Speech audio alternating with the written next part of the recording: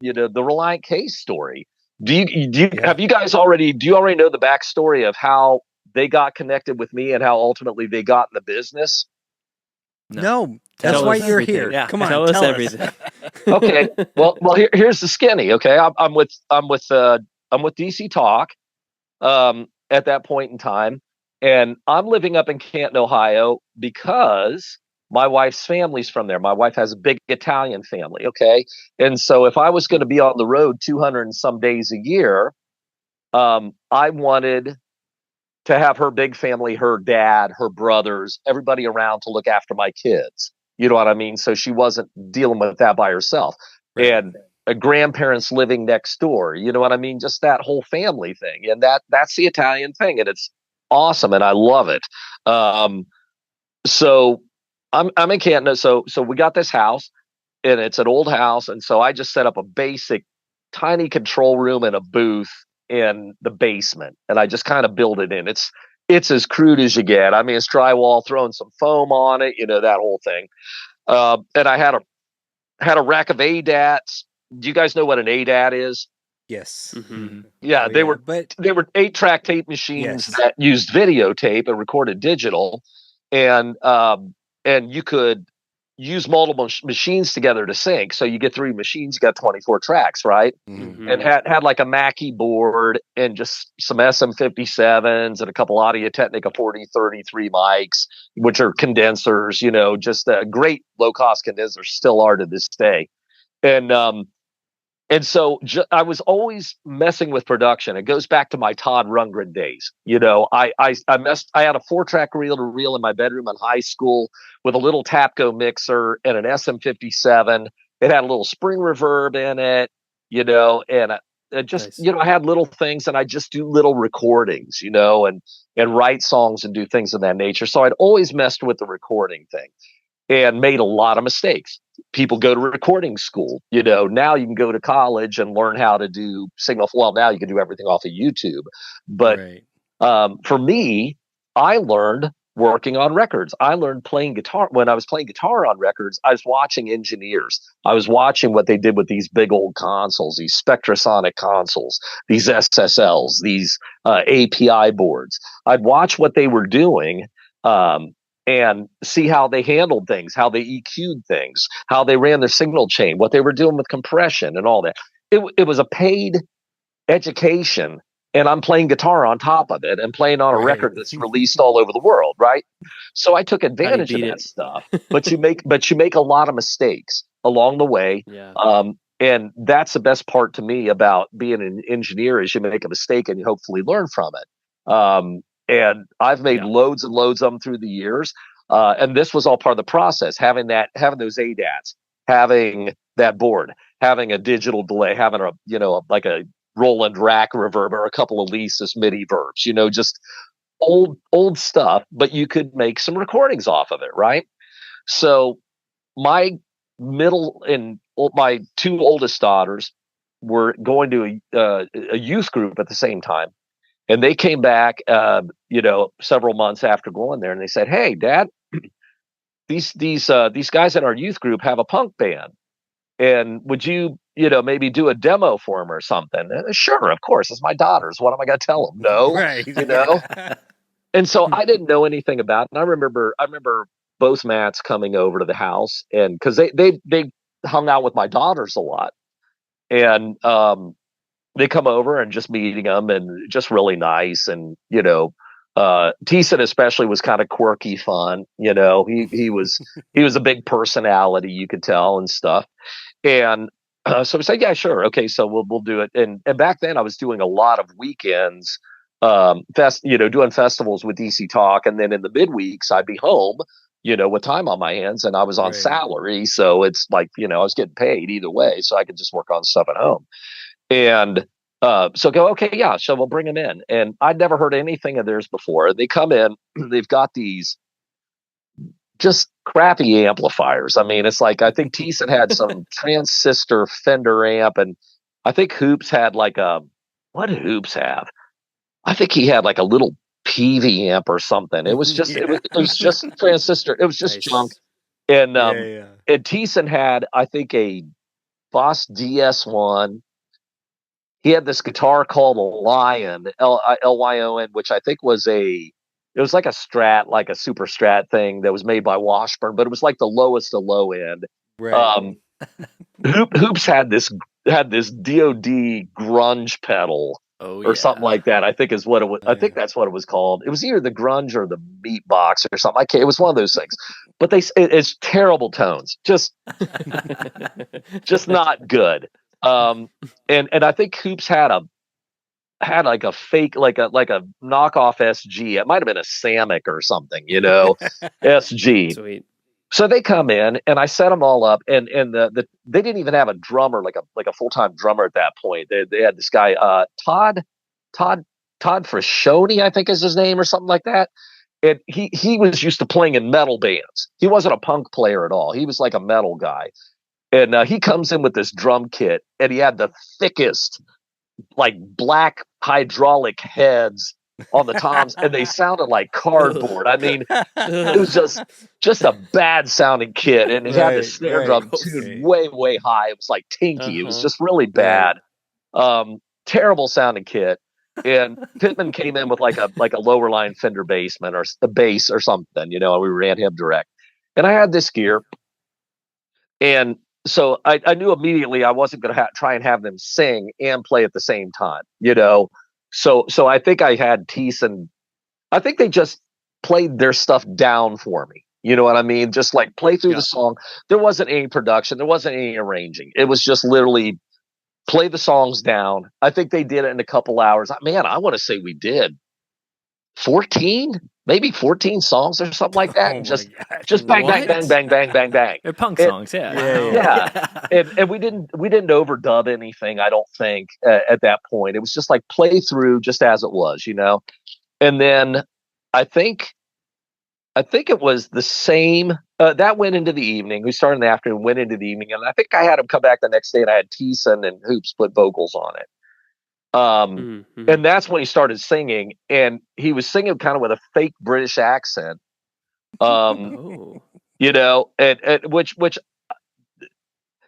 they were influenced at that time. You could tell they were into MXPX, but they were also into this band called Gotee Hook. Do you remember Gotee Hook? Oh yes. Oh yeah. Yeah.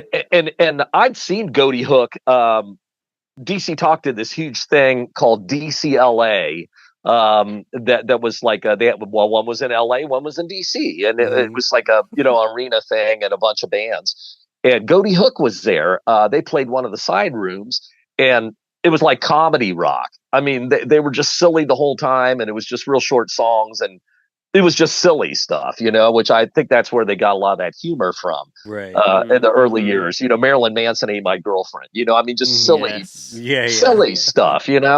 But they put the vocals on, and it was kind of like, okay, some of this stuff's kind of interesting lyric wise, I mean, they were, I did a fast mix on it. Like, I mean, I mixed the thing through. You can't even call it a mix. It was just like balance and throw the faders up. And because we weren't even recording on a computer back then, I don't think. And no, I'm pretty sure we weren't. And so like literally just threw it down, and that became this crazy little CD that they put out called All Work No Play. They were selling it. I was going to ask, so it did become All Work and No Play. It did. That is all work. Oh wow! And it was just 2 days of work. And it was literally 2 days of work, and I wasn't even taking it seriously. I didn't dismiss them. You know what I mean? Sure. I put effort into it, but I didn't do any production per se. I didn't really. Yeah. I might have kind of helped them figure out some vocal things and how to arrange a couple little things here and there. But it was a demo. Just a fun project. So go out on the road. I'm back out. We get that done. I take it to a buddy in Chillicothe, and he masters it so they can do a CD and put it on a CD. And so I've got CDs of this stuff with me, and I go out with Toby, or we're out on the road doing a date. We're in the back of the bus, and Toby goes, "Townsend, man, I know you produce and record all the time. You got anything I can hear?" Oh my God. No way. Yes. So I had worked on 2 other projects. I worked with this one band out of Indiana, out of Anderson University. And they were really, really good. It kind of had a little bit of a Dave Matthews vibe, but not. It was funky and acoustic based and stuff. But the guy named Cliff Ritchie was the singer, and just a really great voice, just big, thick, really good singer. It was a good project. We put time into it and stuff. And I had that with me, and I had another couple little things, and they were all miles better than this All Work No Play. I mean, they were like kind of more finished products that sounded good, And so I play all this stuff, and Toby thought all it was good, and then I play for him. I go, well, I got this thing called Relient K, and it was a demo we just kind of threw together, and he listens to it, and he goes, I go, okay. He goes, I like this. He loved Marilyn Manson Ate My Girlfriend, or My Girlfriend. He loved that I get what because it was shtick, And what I didn't realize is that Toby was going to he was wanting to create a sub label. Okay, instead of Gotee, he was wanting to create a sub label. Right. Okay. And did I talk about this on the last podcast? I don't know if I did. I think so. Yeah, because I think I was trying to focus on the wedding. Right. Yeah. But anyhow, you could edit that part out. But so anyhow, I played this for him, and there were some Tooth and Nail at that point was not Tooth and Nail. It was just a cute label that, it wasn't the empire that Tooth and Nail became, right? Right. And then this guy Frank Tate had a label called 5 Minute Walk Records. As a matter of fact, the W's I think were on 5 Minute Walk. Yeah, they were. Yep. Yes. Yeah. Okay, and then there were a couple of, what was a Sidewalk? 5 Iron was on there. 5 Iron and what was it? There was a band. They had really clever, because Saki did this guy named Saki did the records. Yeah. Saki, and they Echoing Green or something, maybe. I know they were also on, I think. Was it Sidewalk Kids or?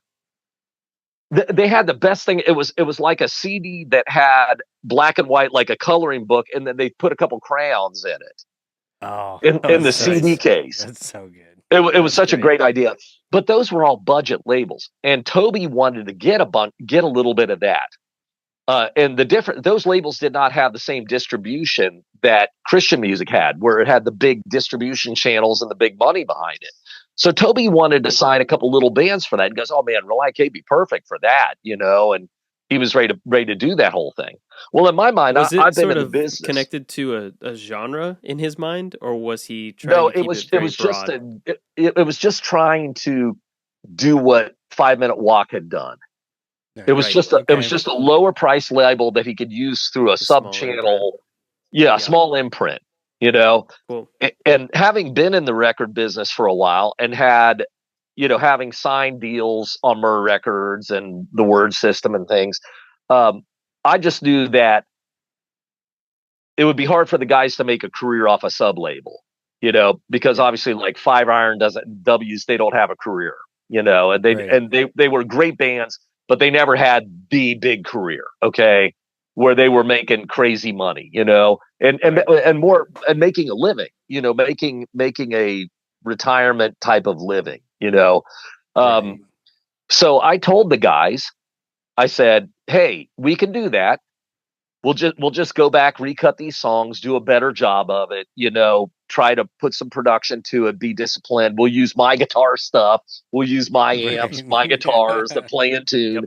Yep. And we'll just really try and make the best we can, and that's when they also had a different drummer. They got Stephen Cushman at that point in time, and he was better suited to, to that type of music. They were doing. And once again, we were not recording on a computer, it was still doing ADATs. So fast forward, I told him, I said, well, you could do that, or we could work really, really hard and force Toby's hand to where he has to put it on Gotee. That was my goal. And the guys were like, yeah, sure. Okay, whatever. They just were happy to play music, I think, and it's funny because Thiessen, we worked on it a lot in the mornings into the afternoon, because Thiessen was a night manager at a Wendy's in Bolivar, Ohio. So we had to knock off at 4:00 so he could go and work at the night manager, which is funny. The side note on that is, whenever we'd go out to eat someplace, especially at Wendy's in later years, he was highly critical of. He'd be sitting there going, of every "They didn't do the place. chili Oh, right, yeah. or they didn't do the fries right." You know, He knows how the Frosties get made. that's right. He literally does. So we worked really hard at it all over the summer. And I said, I was playing festivals on the in-betweens, and then during the week we'd work on it. And Toby kept going, "You got anything for me to listen to?" Well, I was purposely kind of keeping it away from him because I didn't want him to have a preconceived knowledge of what was coming. Okay. And so we worked hard on all the songs and did the best we could with what we had. And I brought it down to Nashville, and I got my buddy Russ Long, who mixed the Steve Taylor, the Liver record and stuff. I'd known him a long time, and he was in our budget because that was the budget we had to work with. And he mixed it, and the first song he mixed was 17 Magazine off of the first album. Nice. And so he got a mix pretty much done, and I called Toby and said, "Why don't you come over and take a listen? You can finally hear what's going on." And I think he was pretty excited. And he comes and he takes a listen, and he really loved it. And then he takes me outside and he goes, "Forget SML/XL. This is Gotee." And I'm like, yes. "Yeah, mission accomplished." Let's go. Because now you guys will actually get a real record deal. You'll actually get a real record deal with a bigger budget, with a little bigger budget. And we can kind of work on this thing and develop you guys over time.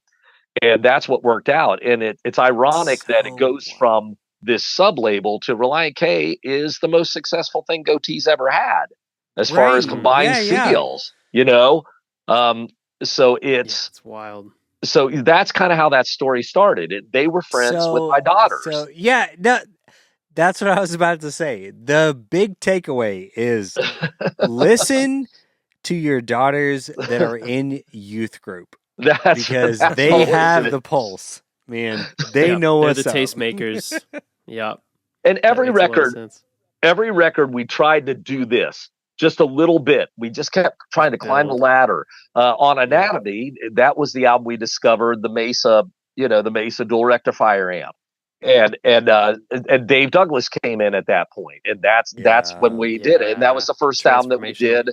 We did on Logic on a computer. I just had an old Mac G3, and we did it on that.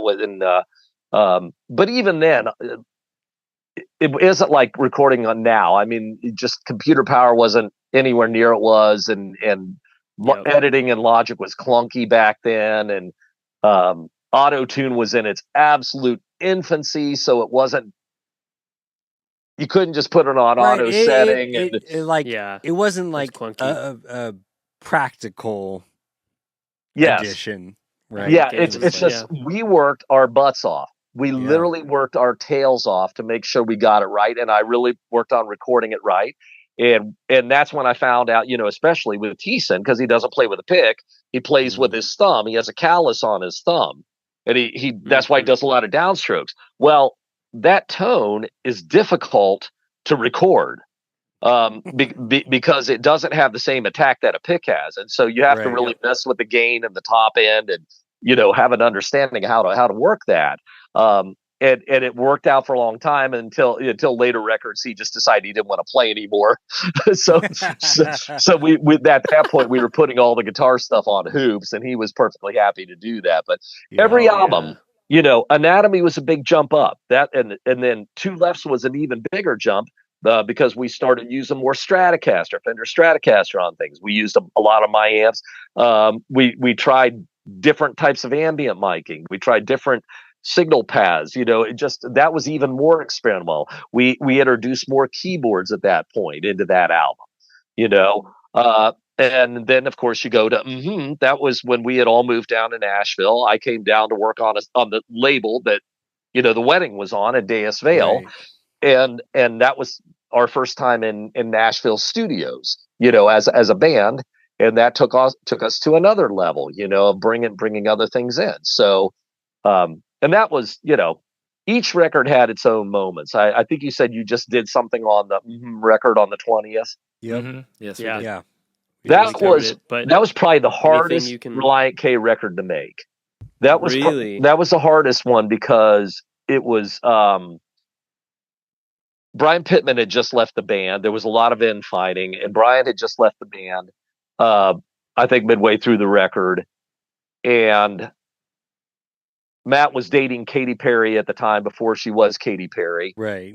and they were both they were both emotional, so it didn't work. And she's in Los Angeles, and he's in Nashville, and we'd work till like midnight, and then he'd be fighting on the phone with her half the night, and then getting up the next day and trying to make music and just get our heads in the right place. And it was difficult, you know. It was just an emotionally difficult record to work on. And yet we got a really good product out of it. We simplified some things. So the guitars on that record, ironically, we went from Two Lefts and even some of the early Christmas stuff of using a lot of different guitars and a lot of things. And we kind of settled on like a Mesa, a Marshall, my Silvertone amp. Those were really the three main amps. And then the guitars, we kind of lowered that down too. Almost the bulk of the entire record is my 82 Gibson Les Paul Custom and my 78 Gibson Les Paul Deluxe, and kind of one on one side, one on the other, you know. And then we maybe do a little bit of Hoops had a Telecaster back then, right? Which horrifically, I don't know, I might have talked to you about it before, but it got stolen out of Thiessen's house.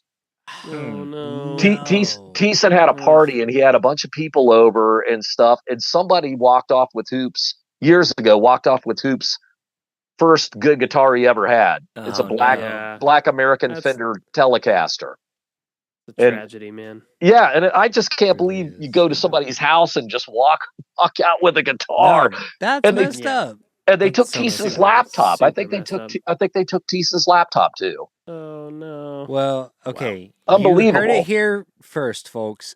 Don't have parties. Yeah, and if you have the guitar, and you hear this, and you have the guitar, yes, send it back to me anonymously, and I'll get it back to Hoops. You know? Yeah. But it's okay. So I have a very specific question. Sure. After all of this. Okay, sure. Okay, He's good for it. I see the reactions in my co-host's face. Yeah. So, Mark, I'm very curious if you feel like, you know, you brought up in your origin story how like you wanted to be in the Beatles, the Monkees, like this was the vibe. The bands. Yep. You wanted to be a part of. I don't know how much you feel a part of it, but from my perspective, at least, you are kind of that for Relient K. Like we've been family for years. I mean, there was a time, you know, my oldest daughter was married to Hoops at one point in time. Right. Yeah. And unfortunately it didn't work out, and that's sad. It happens, you know. Yeah. But I'm absolutely. But we are still family, you know. Feel like I know it's gotta be a little bit weird, just like being older, but do you feel that to some extent, like with Relient K? Because I mean, we feel that like you're basically like the fifth George Beatle Martin to their Beatles. Yes, I was gonna say George Martin. That's a running joke, you know, and they all credit goes to them in the sense of, I mean, that's the kind of quality people they are. I mean, they whether they see you it was as an intrinsic part. Yeah, and whether I had an influence on them in that area or not, you know, or whether it was just part of them, they're incredibly loyal. They've been incredibly loyal, and on my end, I've been incredibly loyal back to them in the sense of, I've always made way for them. You know what I mean? And we've always brought the best tools out and the best, you know, always given the max effort. And even with, it's funny, even when they did the one record, when they did Five Score, because they had signed to Capitol, and of course, Capitol wanted to put them with Howard Benson, who was having a lot of hits back then, Yeah. and they felt weird about it. And I'm like, no, dude. I mean, this is a great opportunity, the way you look at it. But even with, I ended up doing Deathbed with them off that record. Yeah. And even having input, me and Matt would listen to the mixes coming back from Chris Lord-Alge when we were working on Deathbed. And, me and Matt look at you and he'd kind of go, well, what do you think? Well, you know what? Yeah. What do you think? It's just kind of that whole thing. So even on that record, though I didn't do the bulk of it, I mean, as far as I'm concerned, I was honored to work on the most epic cut. Crucial part of that album. And that was 2 weeks of me. I'm the bass player on that cut. I mean, it's like literally, me and Thiessen and Hoops, and we just kind of assembled it over a couple of weeks, just working casually during the day. And, at my home studio, that whole thing was cut there, so nice. So I think they started the very, very front of it, like the drum track, the very front drums might have been cut at LA because they tried. I think he played it for Howard Benson, and Howard Benson didn't want to work on an 11, 12-minute cut, Sure. And I get that because he gets paid to do the pop stuff, and I get that. I totally understand that. Me, I'm and you got to go do some Todd Rundgren stuff, right? Totally. You got to play. We did everything. We threw everything in the kitchen sink on that song. So I love it. But yeah, so yeah, but definitely. I mean, it's been a special relationship. It's been a George Martin type relationship. And even now, it's like, I did the last record they did, Air for Free, and that was a great experience. We had a good experience. It was an experimental record. I call it their White Album, because it's just different than the others. But it's got some really great moments in it, and just really clever stuff, and love the lyrics. I mean, I said Thiessen rhyming, Dag Nabbit and Jackrabbit, it's that's still my favorite rhyme to this day, I think, on a record. So yeah, it's been a great relationship overall. And I live probably about 35 minutes south of where those guys are at. They're both in, in the heart of downtown Nashville kind of thing. And Hoops and Thiessen are, and I live south of there. I live where Davey Basinger lives, all these different people live down here, loads and loads of people. So I had to get out of the city. It was just too fast, too overcrowded. I just have no appeal to go see bands at clubs, and I'm way over that, so for sure. But yes, it's absolutely been a family relationship, and obviously my grandkids are part of that, and that whole thing. So it's good. I mean, there's no acrimony anywhere on either end, and and you felt like you kind of got that band experience over the course of y'all's I went out on tour with them 2016. I said I was supposed to go out 2 weeks, and I ended up a month and a half out with them, and it was great, and we had a great time, so and it's unfortunately we all had to grow up, because especially in the early years when they didn't know any better. I knew a little bit better, but I was willing to suspend being an adult. Like, here's a classic case of how great it was. Anatomy was already out and done, and they were really starting to draw crowds. I mean, they were really becoming a thing. Anatomy was really the record that kind of broke things to that next level for them, and so they were at that point. They had a friend of theirs that was managing, and he did a good job for them, with his resources, as good as he could do, at that point in time. But like, they're out and doing the merch table, and at that point, Thiessen was on. I mean, he would just talk to people all day, and he was just into it, and he talked to people at the record table. The other guys a little bit less so. They didn't necessarily. They just weren't big people persons, And but come to find out, they're in their they've been doing a bunch of shows, and they had a backpack, from the merch, as far as like where they kept cash and stuff. They counted it. They were carrying around $60,000 in cash in a backpack in their van. $60,000, and they had no idea. And at that point, it was kind of like, okay, well, I guess it's time to become grown-ups. And they ended up hooking up with my buddy Steve Thomas as a manager at that point. And Steve was managing Jennifer Knapp. He was managing the Supertones. Cool. He was managing Bleach at that point. So he had a roster already that was working, and he was connected to CAA booking and everything else. So he kind of helped them get to that next level, at that point in time. But those early years, I think there was just a great, silly, fun naivety to it, Yeah. Mm-hmm. Doing our little EPs on the in-betweens. Like they had what was it? Employee. They had the one EP that had what is it? Oh, I think it was Employee. It might have been the Employee. No, it was one of the first EPs because it had the cut that didn't make Anatomy called Operation. Oh yeah, was it the Creepy EP? Creepy might EP? Might have been the original Creepy EP. Yeah, and then with, but they did the quote unquote backyard version of Pressing On.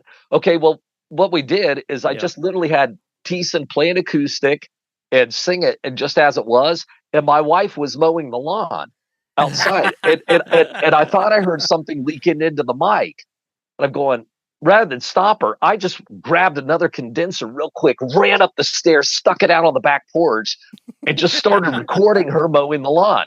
And at one point, she hit something in the lawn, and she hit like a tree stump or something, a year ago.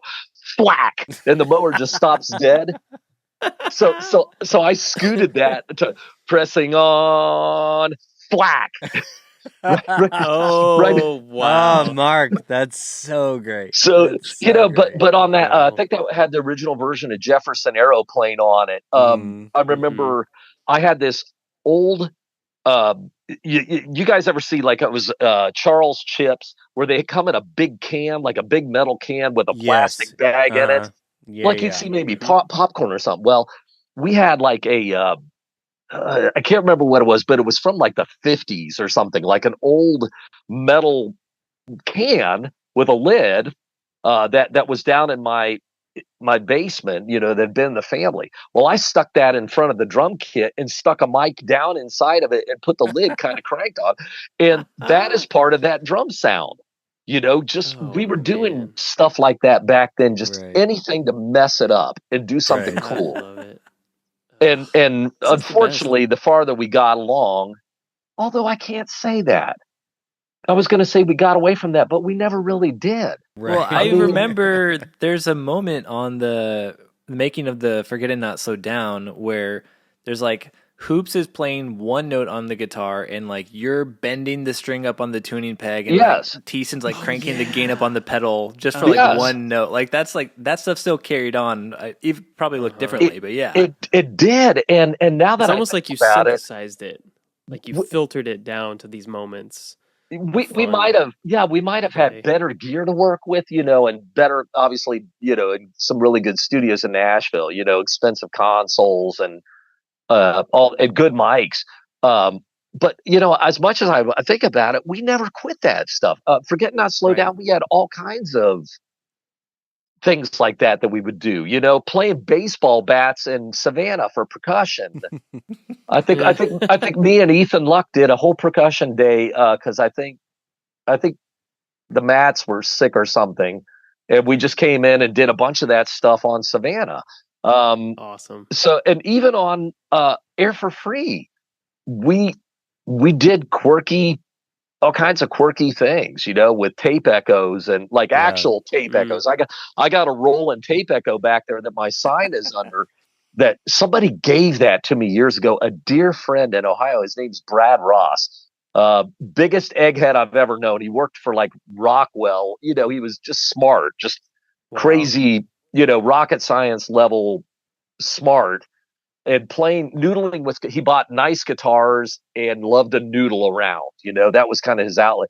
and I was over at his house back in the day, and he had this, and he pulled it down, and it was pristine. It's like from the 80s. It's like Andy Summers of the Police would use this. And he goes, "Yeah, I don't really use this anymore. You want it?" Yeah, heck yeah, I do. Dude, that thing, it's got the Boss chorus circuit in it, the original one that's just thick and great. It's got a great tape echo, and it's also got a short tank spring reverb that sounds really unique. Wow. And I've used that on tons of. I've run drum kits through it. I've run mono mics on a drum room through it, and been turning knobs. Supertones record, we did loads of that. I ran everything through that. I mean, and it's because it's just unique organic sounds. I did an EP earlier in the year for this band called Danger House that's down here in Columbia, Tennessee, and really cool band. And even on that, we used that tape echo a ton for the guitar sounds. It was just stuff like that. So we never really turned our back on that ever. And to be honest with you, I think when they worked in LA with Howard Benson, there definitely wasn't any of that going on, because that was a process record. I mean, it's like, oh, we got the drum room, we got the guitar room, we got the bass room. You go to different parts of the zones, right? And so I think that when we came back and worked on Deathbed, that was absolutely the dead opposite of what they had done in LA. And it just kind of felt like we're doing our thing again. Yes. Well, and I was so happy we put that on the record. Probably speaks to why that song is like so big within the Relient K fandom. Right? Oh, and the writing. I mean, Thiessen bloomed as a writer. I mean, to go from where he was at in the first album, where he had some clever puns, and even on the second album, I remember you were talking about Gin Knapp. I was out with Gin Knapp when we were mixing Anatomy. We mixed it at a place called the Castle in Nashville, actually Leapers Fork area, and Reed Shippen mixed it. And I was down there with him working on that, and so I had a CD, of refs that we'd worked on before the album came out, and I was out on the road with Jen, and she grew up a farm girl, or grew up that her mom was a vet, so she was around horses and everything else. And I played for her, "May the Horse Be With You." May the horse be with you. and she was absolutely horrified. She rolled her eyes because she was horsified. Was she horsified? It was every bad pun you could ever come up with. I thought it was funny, and she got it, but she just was like, "Oh my gosh, could this guy have, just stop with the puns, just stop, But even with that, and then just continuing to take obviously Mmhmm was kind of the first of the serious records, where Thiessen got really, really introspective on things. That's where Who I Am Hates Who I've Been, and Be My Escape, of course, and just all those things. At least from the outside in, I feel like I even saw that sort of trial by fire, or like growing process, maturation process, like the transformation happening on Two Lefts. Like it was like he figured out his punny like skill set, and then he was learning how to apply it to write serious songs. Yeah. And then by Mmhmm, it was like, oh, I figured this out, and he was kind of firing on all cylinders at that point. Yeah, and that's why. Really fun. And that's why for me, Five Score. I mean, I appreciated it, but I kind of felt like the production on it. Just being honest, I felt like it was a step back because it was so pop. Yep, it was so pop and glissy, and then just some of the songs, like what was this single? Was it? I don't know. Matt really done something right. Yeah. Is that we should get jerseys because we? Yeah, because we make a good team. I felt that was kind of cheesy, and I think Matt did too. But I think Howard saw it for what it was overall. But after coming off the quality of them, there were a couple songs on that I felt were a little bit trying to push them into right. like Yeah. No, appealing to 12-year-old girls. Yeah. Yep. I mean, Yep. I think we like briefly touched on this in our episode. Like, Yeah. okay, this is a band that is like growing up at a point where we're all growing up, Yes. and then Yes. I can fully understand a like label, specifically like a major label decision to double down on Yes. that. And I felt In like they did. And yeah, to me, Deathbed was the thing that brought it back to right. To like like that yeah. was the red meat for the yeah, fan. And For the core once fans, again, yeah. I'm not dogging the record because there's so many good songs on it, and I enjoyed playing several of them when I was on tour with them. And we had done demos for several of those songs before they went out to LA to do that.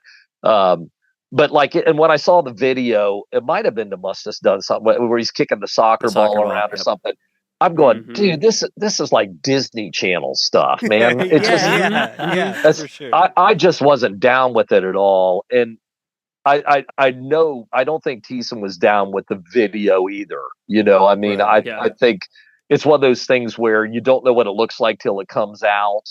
You know, overall. Now it's that but Thiessen's hard on himself about anything. You know, I mean, he's super overly critical about his own work, and there's been times I've had to like, no, Matt, this is really good. You know, you are on the right track, because he'll beat himself up over stuff pretty bad. Oh you yeah, know? so many of those incredible artists, right? Like really struggle with the critic component, like just taking them by storm sometimes. Absolutely, you know. So, but yeah, it's been a blessing to have worked with those guys, and you know, I'd love to do it again someday if they ever decide to make a record again someday.